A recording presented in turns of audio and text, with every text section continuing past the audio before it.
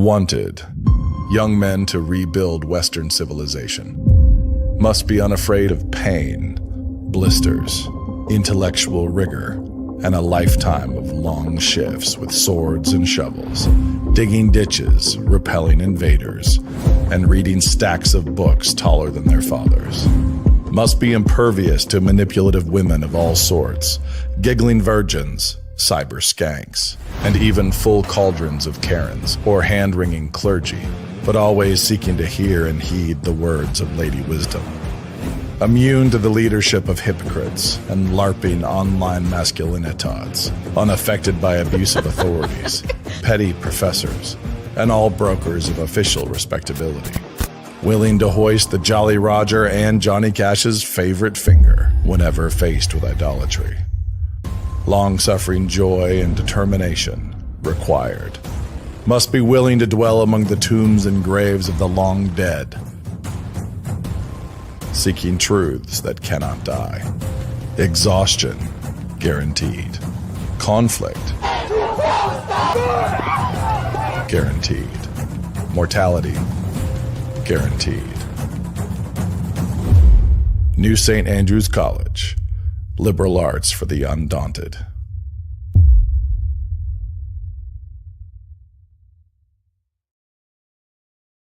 It's early. It's we're 3 hours early roughly today. This is East Coast time. It's East Coast time. It's a busy week for us. We have all sorts of people in town and from out of town. We got a new St. Andrews graduation, a bunch of stuff happening this weekend. So we have to go early today because of schedules. So thank you for joining Cross Politics. Pastor Toby Chuck Knox, I'm the water boy. It's good to be with you. And we're going to be addressing the inequities of tariffs. Oh, is that right? Yeah. Maybe. Does this mean we don't have a Joe Boot now? I'm gonna have to figure that out with Joe. You gonna tell everybody what really happened? We got mixed up on. You're fired from scheduling. We were talking for us past each other on days. Yeah, that's the nice way. This is why you always send like the summary of. So we're going to do this day at this time. That's correct? What I did. Yeah. I got. I blame you for Joe this. making me look bad in front of Knox. Not hard to do. You listen to Cross Politics because you believe Christ is king, not just over your soul, but over everything, including your finances. That's why Dominion Wealth Strategists exist, to help Christian families take dominion, build wealth, and advance God's kingdom. Whether it's budgeting, debt management, retirement planning, or estate planning, Dominion Wealth equips you with the strategies to reduce your donation to Caesar and maximize your gift to God. This isn't just about mere financial stability. It's about building a legacy that advances Christ's reign on earth. And as independent agents, Dominion Wealth works for you, leveraging the best tools and services to help you build, protect, and pass on wealth, and all for God's glory. The future belongs to Christ and his people. So start building the capital that you and your children will boldly deploy. Book your free consultation at www.reformed.money. Again, that's reformed.money, and take dominion over your finances today. From baptism to burial, Dominion's got you covered. Once again, that's reformed.money. Book a complimentary consultation today. But wait, there's more. There's more. What's the most important thing you do each week? Worship. Go to church. What happens for a lot of that service? You sing. You sing. La, la, la, la, la. So if music is taking up most of that most important thing you do, we want to know, how musical is your home and your kids' curriculum? Bonet Music Academy teaches live music lessons in Moscow, Idaho, and online, currently serving 28 states. At BMA, we teach music as a language, and that means you get voice and instrument training. This helps each student get really good at reading, learning, and practicing all kinds of music.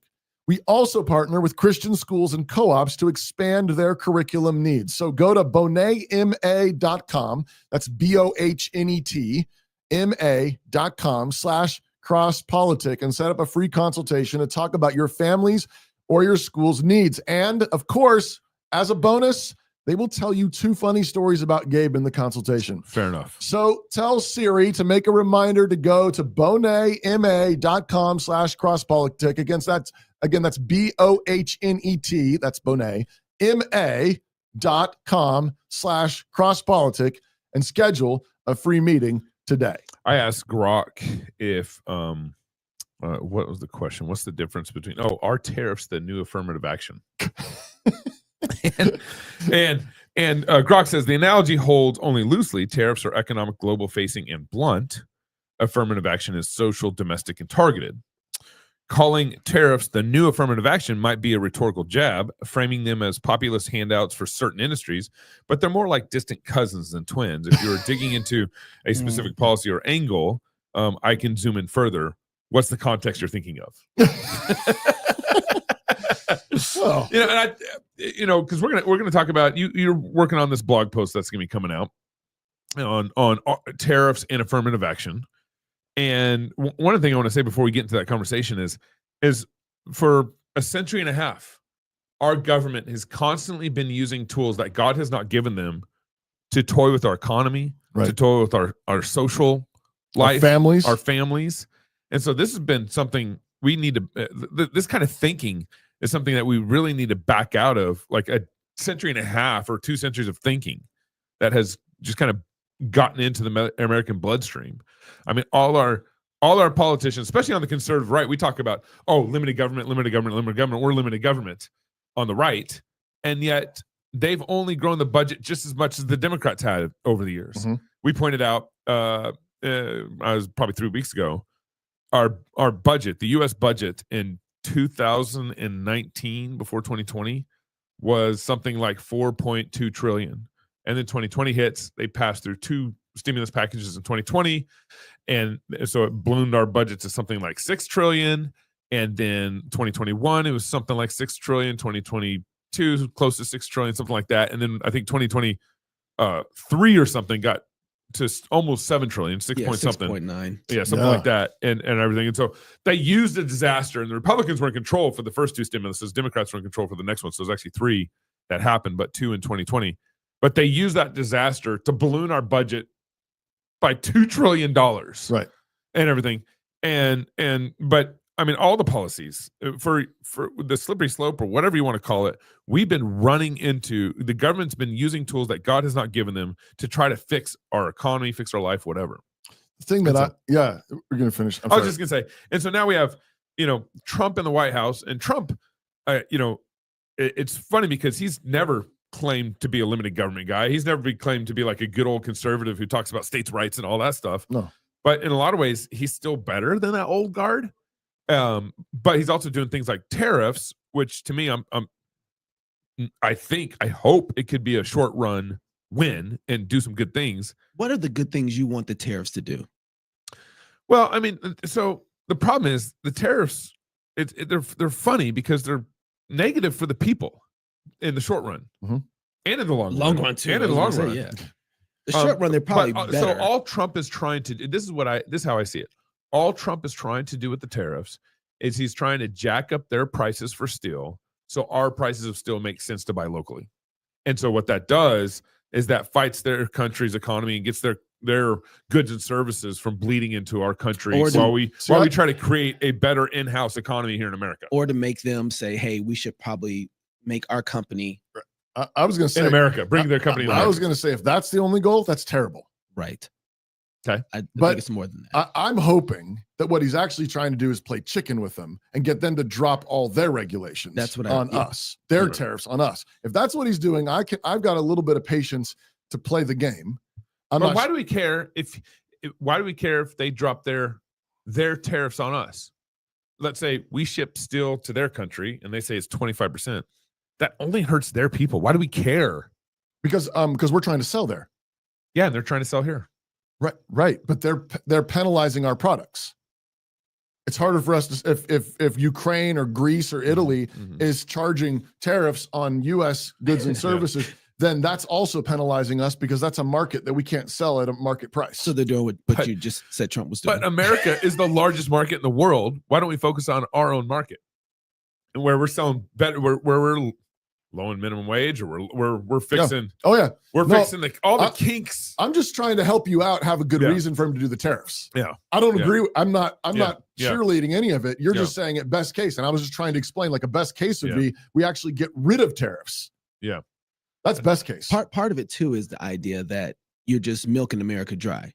Yeah, right. So because they have a markup on all our goods, their products get sold to us, no tariffs on it. They get the money. We can't sell to them. We don't get any money from them. It makes sense for the people who produce the GDP. Then it's cheaper, more affordable for them to be in their nations making products and services and goods, providing those guys with work and ingenuity and whatever else they build over there for their people, and then selling back over here to us. And so he's saying, look, if you keep that up, you're going to take all the businesses that we have here. They're going to go and ship everything out. There's not going to be any jobs here. So then we won't be able to have a high-end GDP anymore. We won't produce much anymore because it's cheaper to do it outside of the country. And he's like, that's running a huge problem for America. So in order to try and keep all of this inside of America so that we can have the companies, have the work, have the ingenuity, have the creativity, long-term success, GDP develops, then we need to do something about that. Right. And so he's playing with controlling of the market because of it. Right. But so go ahead. No, you go. So there's something though that I have heard more talk about tariffs than I probably have ever heard in my life around the presidency. And they've been going on for since I can remember. Because they went way out of favor at the Great Depression. Exactly. In the late and 1900s, exactly. Yeah. So, but what I haven't been hearing a lot about, which I'm very disappointed, is that, hey, we've slashed more regulation than any other presidency so that we can create ingenuity Talk here. about real practical solutions. And allow people and other companies, because part of the reason that, but not just the regulations, but also taxes and stuff like that. I mean, this is the whole reason Elon Musk moved out of California. Their whole worldview is he's just like, I can't build here. And now he's got a whole city, basically a city established for his, for what he's doing for his company. And so it made it easier. Well, a lot more companies were probably, remember when our vice president went to, I can't remember, he was overseas. He said, we're going to be the AI people. America's going to be the AI people. Germany, wasn't it something like I think it was Europe. And he was just like, and so we won't have the same kind of regulations that they have everywhere else in the world. Right. All of a sudden, everybody peeks up and is like, oh, really? Yeah. You're not gonna, you need to take that? Is that important? Is that who we wanted to have as a guest? No. Okay. It's not Joe Boo. Okay. Tell him I said hi. But so you have this whole different look when companies are thinking about advancing. What they need is capital to work with, and wherever they get the most amount of money, bang for their buck, that's where they're going to be at. And when you have money, you can move to different nations. Right. So I see what he's trying to do, and I understand the problem. And so in one sense, principally, I'm against tariffs, right? And this is what I was going to say, Pastor. This is going to probably set you up. One of the things I've been contemplating is the idea of wisdom over against knowledge. And a lot of the times we think having knowledge gives us wisdom, but that's not true. There is a place, and I'm really working through this idea of prophet, priest, king setup. There is a priestly duty that just does what you're supposed to do. You do what you're told. You do it exactly when you're supposed to do it and how he's told you to do it.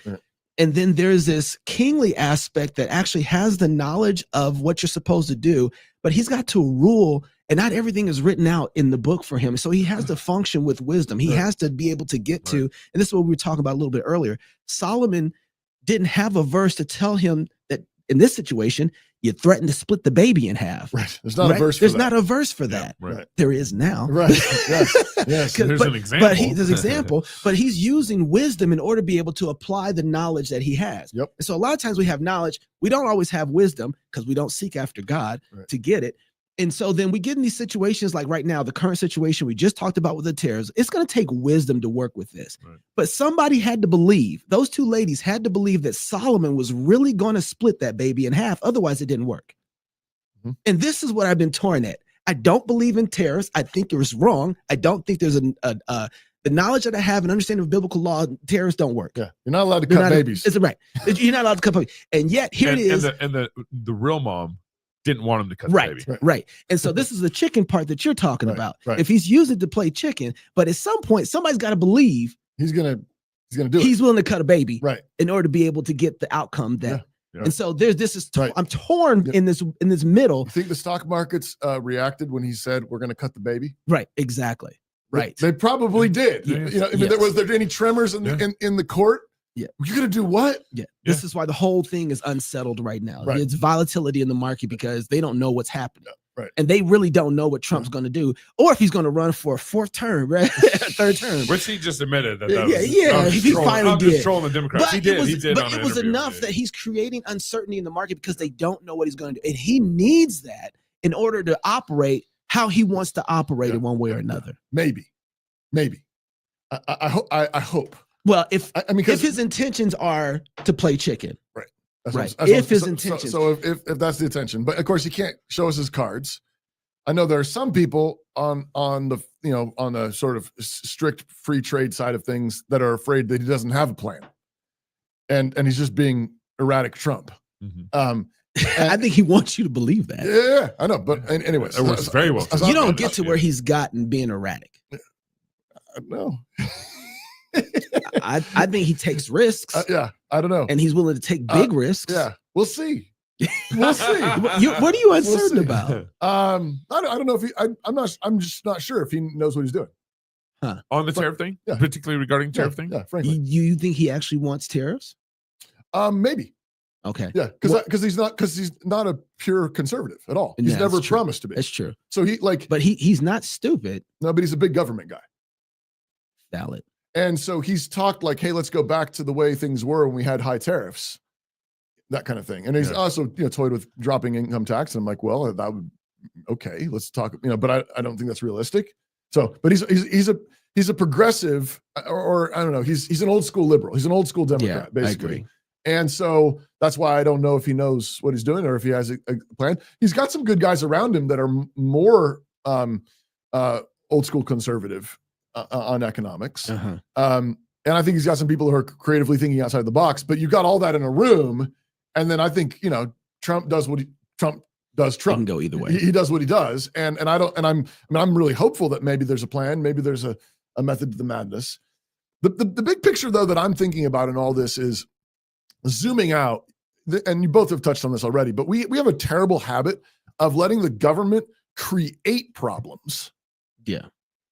And then, so they rush in to solve problems and then create more problems and then come riding in on a white steed saying, we are here to help. Yeah. And as Ronald Reagan famously said, the 9 most terrifying words, or is it the 7? I can't remember. 9. Something like that. Most terrifying words in the English language are, I'm from the government and I'm here to help. 9. There we go. Yeah. Okay.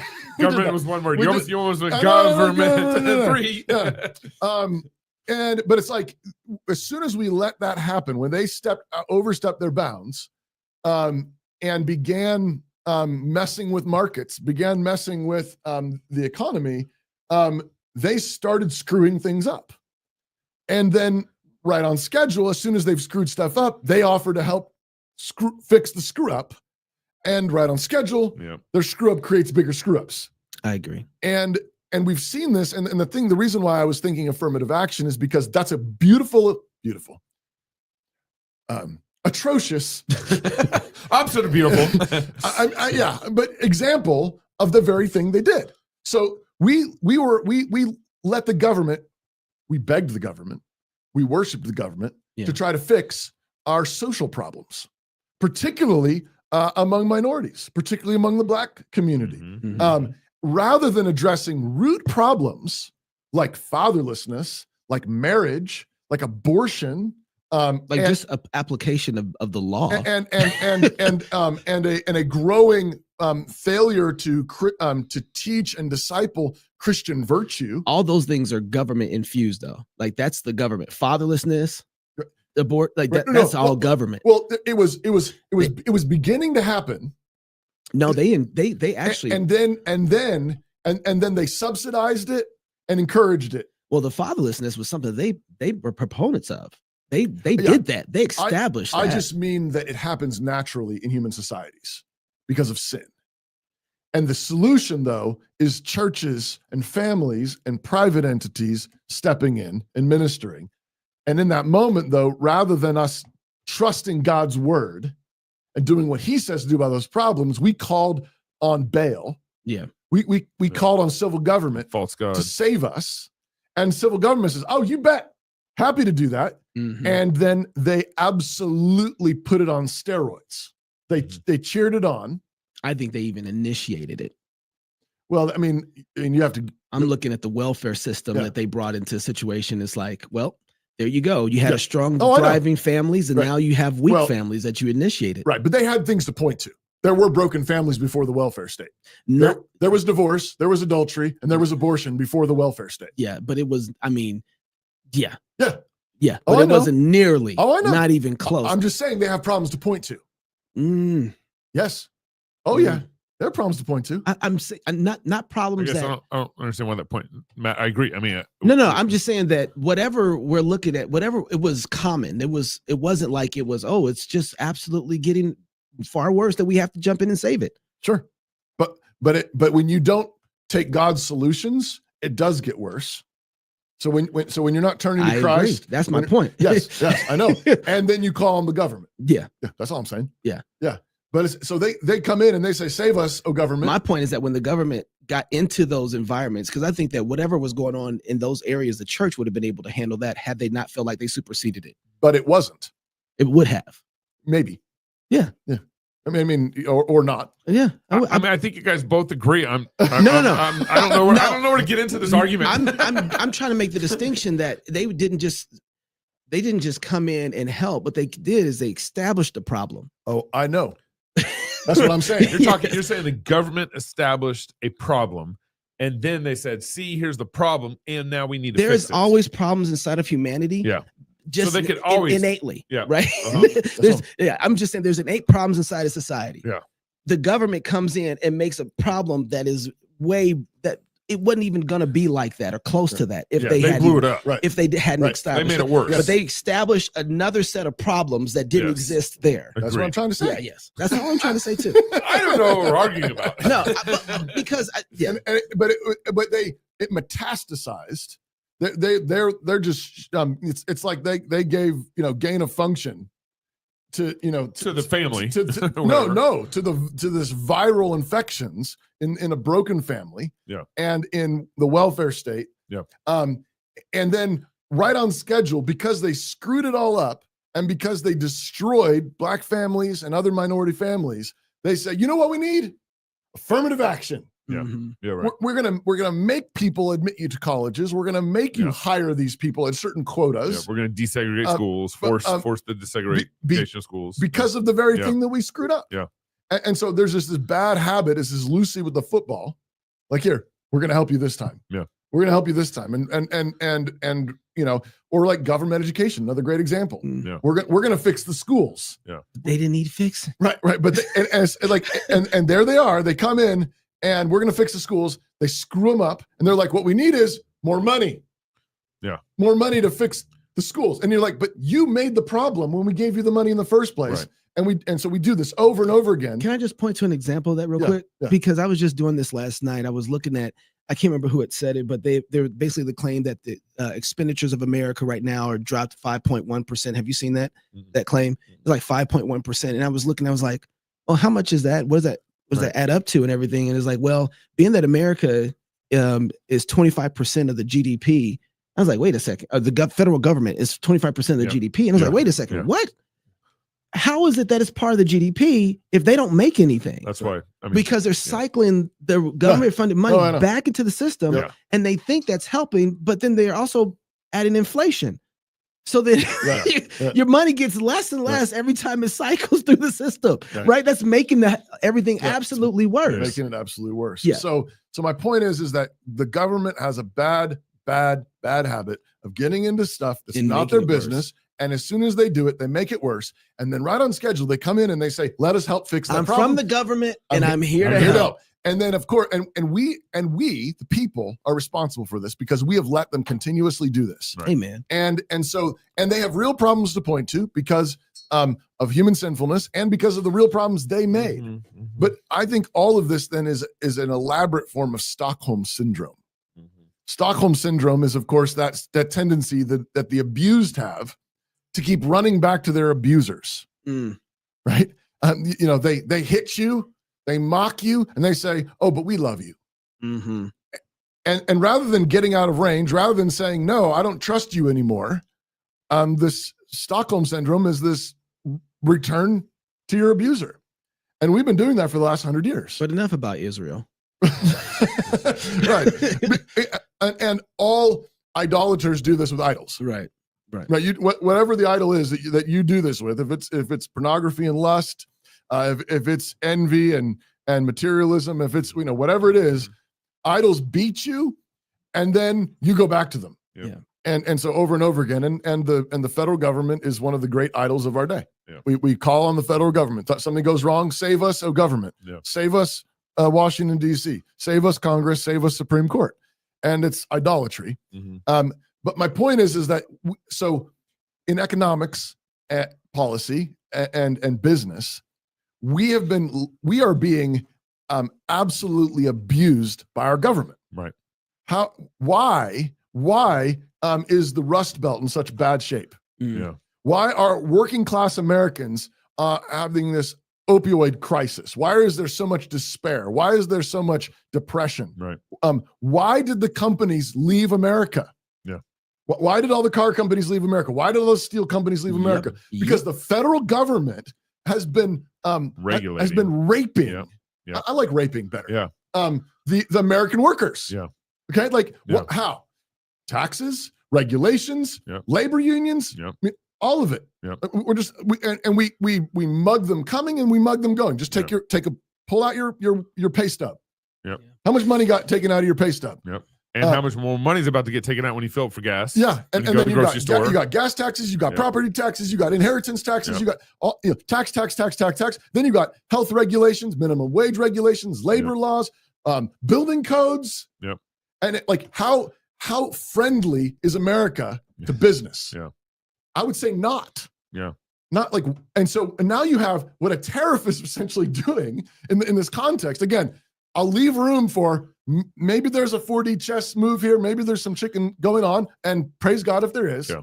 But I'm just with Trump and tariffs. But yeah, exactly. I'm open to that. I'm probably more open to it than a lot of free traders are. Yeah. But I'm just saying the setup, the optics are awful Mm-hmm. because here's what abusers do. Mm-hmm. They beat you up. They kick you down the stairs. They mock you, make fun of you, and they say, "Oh no, we love you. I'm here for you. I'm here for you." Yeah. And you're like, "Oh, okay." And they just say, "But I don't want you shopping at that store. Yeah. I don't want you being friends with those people down the street." Yeah. What do? Abusers? They start controlling you. Yeah. Right. And tariffs are a penalty for doing business with certain countries. Yeah. If you buy your stuff from there, it's going to cost more. It's going to cost you more money. You're going to be displeasing. Yeah. Your master. It's a negative incentive. They start with manipulation. They start with threats. Mm-hmm. There's psychological manipulation going on. When they really started with public government education. I mean, they indoctrinated. That's what he's talking about. Yeah, but all of these things. But the tariffs are doing that. I mean, that's what tariffs are too. They're penalties for doing business with certain people. So, quick question. This might throw things a little off the rail, but I understand as a policy, the language we've been using on our shows as a policy, we don't like tariffs. As a long-term policy, we don't like tariffs, but in the short term, we wouldn't mind using it as a tool. Well, it depends. I think certain tariffs are okay. So I believe there is not a responsibility, but there is, if you pay for something to come from China and you got pirates out there, you're gonna have to pay for its protection. The federal government says these are our people who are doing business with this nation. We are going to make sure that their goods and services transfer from one nation to another safely, and that they don't get taken advantage of. And the security of that costs X amount of dollars. Security of the cost of it. Yeah, exactly. Yeah, okay. We're out here anyway policing it. There is a charge for that. I have no problem with that. You're going to pay for it anyway. But that's valuable to everybody. But you're not. But using it as a form to control economic markets is different. Right. Yeah. I also don't have a problem. I mean, and as an extension of that security principle, I would say there are other places where discouraging business with enemy nations or nations that are doing us harm. Yeah. I think there can be an argument. So if Russia is providing Iran with uranium, maybe we slap some tariffs on Russia. Hey, don't do that. Stop providing them with an atomic bomb. I don't know. I don't like how about we just stop trade? Right? Like if it's a security issue, well, that's I don't why like you do 100% tariffs. That's what you're doing is you're stopping trade. But okay. So here's my point. Here goes China right now, right? They're supposed to be an enemy, right? We got so many companies that do business with China. Hello, cell phone, probably these mics, everything you're wearing, probably somewhere from China, right? And so China is saying, okay, Trump just marked up 125% tariff. And their argument is, oh, you think we're the enemy? So they got all these social media people online that they own their companies and they're around here telling you, listen, You can take 125% markup on our stuff and still get it cheaper than what Lululemon is selling it to you for. Still get it cheaper than what Apple's selling it to you for. Because it's the same Lululemon and they're marketing up material. 1,000. You got a 125% markup from the tariffs. They're marketing up 1,000%. You'll still save 75% off if you buy just the tariff straight from us. Yeah. So now you start looking around and say, like, well, hold on now. Who the enemy here? Yeah. I'm paying 1,000% more. Yeah. Why? Yeah. So that goes to my point. Is like, well, if it's an enemy thing, because that doesn't stop the price. If that's the case, I'll just buy. You end up going for that Chinese lemon. If they mark it up 500%, I'm still half price off. Yeah, right. So then if it's an issue with war and security, then shut off the trade. Right. Sure. Fair enough. Right. But if it's not, but then in effect, what I'm saying is at some point, the tariffs are so high, it does shut off trade. Not in that situation. Right. Not if the American. Well, if you went up 1,000%. Not if. Yeah. Well, then you have to be 1,000% just to be able to. And that just sounds absolutely ridiculous. You might as well just shut off the trade if it's that bad of an issue. Yeah. And so I'm saying if it's that bad of an issue in this war, then say we are not trading with these people. Right. It's a war issue. This could destroy our nation. We're shutting off the trade. Yeah. Otherwise, it's not a principled move because anybody who's got money, like, well, I don't care. But if it's a principle move and it's a moral issue, shut it off. Yeah. Fair. Okay. I don't know. I want to chew on that some more, but I agree. I would just in say principle. you're still using the government involved in the economy. But I would say if you're making the argument that there's national security involved, right, then it's not just about that's the my economy. that's my whole point. If it's national security, that's my point too. But I'm just saying it's I take your point and I like it, and I need to chew on it some more. But I think the point I was just making is that the principle would be you can at least make a biblical case for it if we're talking about protecting people, safety, security. Yeah. There's actually a biblical case for that. Now, and I brought up the question. I was like, what's the difference between the principle of it and how to use it as a tool? That's how we got into this part of the that's why I said I don't have a problem with tariffs. Okay. Like if it's used for protection of goods and services and the government's providing that protection, then there's a fair price. But you mean that literally as a safety protection, yes, not protectionism. Correct. Which is correct. Which national security. But that's different than just doing it as a policy. That's right. And that's because that's controlling markets in that one sense. Yeah. So then, when you have part of what happens with Stockholm Syndrome or anybody who's been under slavery for a long period of time, and I tell you just from being in certain cultures, it's hard to know or understand that there's a way out. Like I remember doing camps for kids for inner cities and working in the inner city a lot. And we knew that we couldn't do some sort of retreat there in town. So we took them 2 hours outside the city. And I remember those kids' whole mind transformed that there was a place. And I remember thinking as myself, there's a place where we're not being shot at, we're not having to do with drive-bys. And there's cows here. And there's like, wow, we can be out at night and enjoy ourselves. And their whole mind was transformed because they couldn't imagine a world that could exist. Right. So when you're in that kind of environment and you don't even know that there's a culture outside of that the government doesn't have to be your daddy, how do you get from that place where the government is everything to seeing that, I can actually take responsibility? Right. Because that's a big jump, especially, and I think about this a lot when we talk about education is one of the most simple things to engage with. Right. And everybody's like, I don't know how to do that. Like, how do you even make that jump? Right. And there's something in that when sin and when the government has your mind, they have you, they have your productivity, they have everything. Right. And so there's there's a part of the person that has to be freed from that. Right. Well, I think, one of the themes that Paul uses when he talks about slave free and all that stuff, he's constantly telling them, you report to the Lord, whether you're a slave or whether you're free, you report to the Lord. You trust in the Lord. And so your mind is ready for that freedom. If God grants you the freedom, because you're trusting in the Lord, you're ready for it. So I think the big key there is, are you trusting in the Lord, even though maybe you're enslaved? Are you trusting the Lord, even though when we're being suffocated by the government? A slave's not going to be ready for freedom if he's not trusting in the Lord. He's not even going to know what freedom tastes like, or he's going to be scared of that freedom. What do you mean? I'm going to have to go out into the wilderness and not be fed for 3 days? Yeah. Yeah. I think I think education is actually a great place to start. And I would say wherever you can provide for yourself, that's the step towards freedom, and because with freedom comes responsibility. Now it's on you. You can't blame someone else. So to the extent that you have educational freedom and you can homeschool your kids, put them in a private Christian school. And yes, does it cost more because you're being taxed and you got to do that? Yes. 100%. But that's right now the cost of freedom. The same thing goes with healthcare. Same thing goes with medicine, those kind of things. Take responsibility for as much of that as you can, as much as possible. Because when you do that, then you're living like a free man. You're already practicing so that if the government actually sets you free and says, actually, you can keep all your property taxes. You don't have to contribute to public schools anymore. You can keep all your Social Security taxes. You can keep this money we were taking for Medicaid and Medicare. You can have it. You can opt out if you want. Like if that came along, well, that would just be extra money then because you were already in the practice of taking care of yourself. When it comes to business, that's good. When it comes to business, the challenge is, of course, you're not allowed to opt out. You can't opt out and create your own. You could do business with the Christians. You can do business as a Christian, but in order to actually, pay your employees and get your business license and get your building, inspected and approved and get your, health code, certificate or whatever, like you have to submit to your master. So in that sense, businesses are all enslaved to the federal government.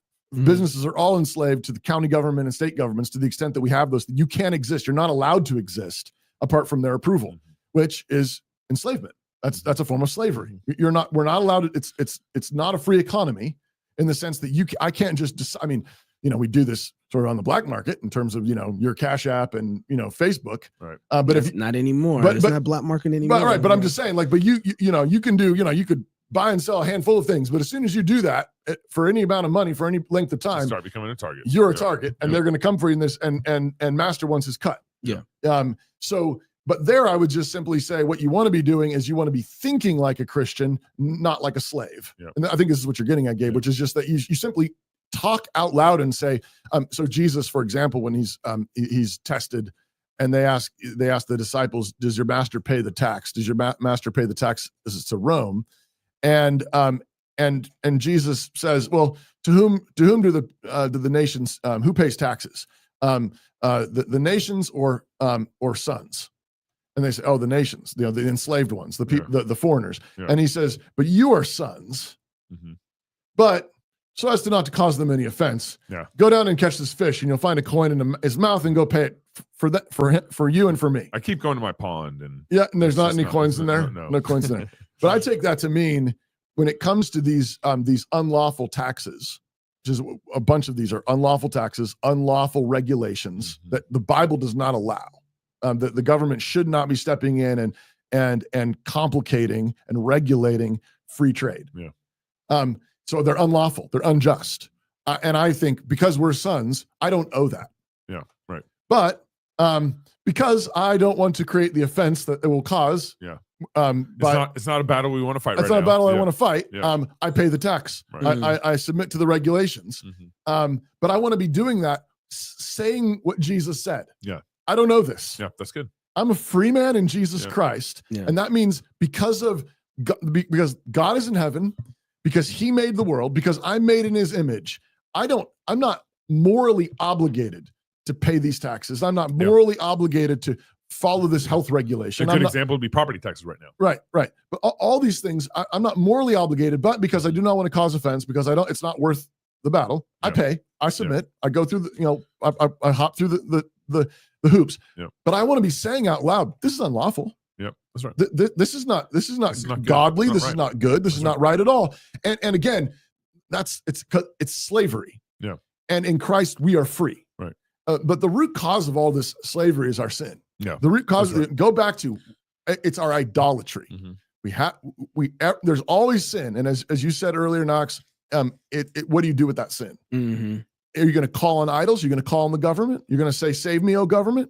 And as soon as you call on the idol beats you up. And then they're sitting, you beat up on the ground. The government says, oh, can I help you? Yeah. And we, like idiots, say, yes, please help me, please. And he says, I'll help you again. I'll help you again. Yeah. Beats us up again. Yeah. And that's the Stockholm Syndrome of being dependent on the federal government. And that's my point is when we talk about leveling the playing field of trade, or giving American jobs a chance, returning companies to America. Diversity, equity, and inclusion. Right. That's the thing. That's what I'm saying. Like, you guys did this. Right. Like, how did we get this uneven playing field? Yeah. How do we? Because you regulated us. Yep. And you beat us up, and you stole our money, and you taxed us, all this stuff, and then you created unlawful wages. And the government comes in and says, "Here, we'll help you. We'll help you. We're going to tax you more. We're going to do tariffs now in order to play the level the playing field. Yeah. In order to bring jobs back to America. Yeah. And excuse me, Yeah. if I'm like, but you're the one who's been beating us up. You've been. Why is rural white America so beat up? Mm-hmm. Why did the companies leave?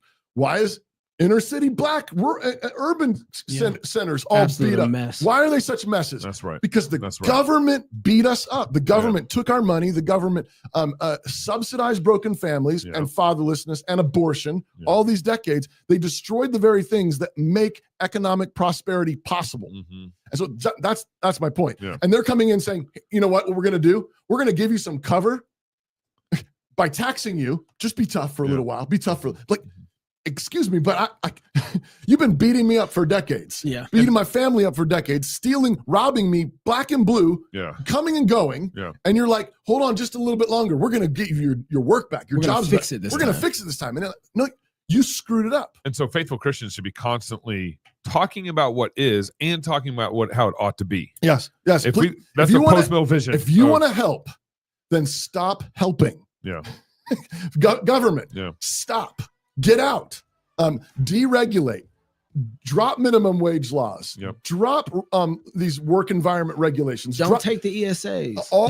Right. But I mean, and a whole bunch of this is environmental green laws. Yep. You know, like how many businesses are being completely constricted and beat up because you gotta make sure your emissions are right and all this kind of stuff. And it's like that's beating us up. That's incentivizing you to stay in the loop. That's destroying us. And then they come in and they're like, hey, we're gonna fix this, like you did with affirmative action. Yeah. Like you did with DEI. Yeah. I'm really grateful for Pete Hegseth and others who are saying we're done being weak and woke.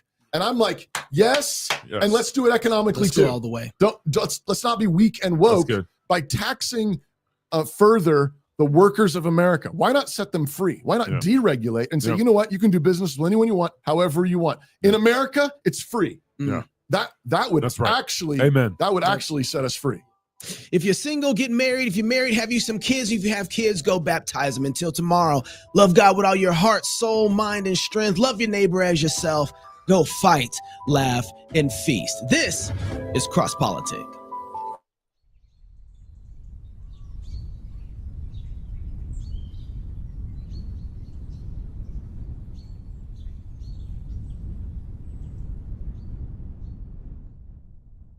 We live in a culture built upon lies, where truth, beauty, and goodness have been ripped from their foundations and left to each man to determine for himself. The Christian is to be a light in the midst of this dark world, and yet for decades, we have sent our children to be educated by those living in the dark. Public education, secular in nature, has finally arrived at its natural end. The utter absence of God from all instruction and the imposition of a state-sanctioned worldly morality. Some labor to reform public education, battling school boards, lawmakers, and the ever-evolving ideologies of modern education. We seek a different way. Not a new way, but rather a tested one, a proven one, an ancient one. One rooted in the Word of God, guided by history, pursuant of truth and excellent in everything. One that for centuries past has developed the greatest minds of every generation. We aspire to resurrect the educational paradigms of old, partnering with Christian parents in raising virtuous, eloquent, and wise young men and women by providing them with a Christ-centered and classical education. While the world around us grasps for something novel to save them, we will stand firm upon the rock which we know does not fail.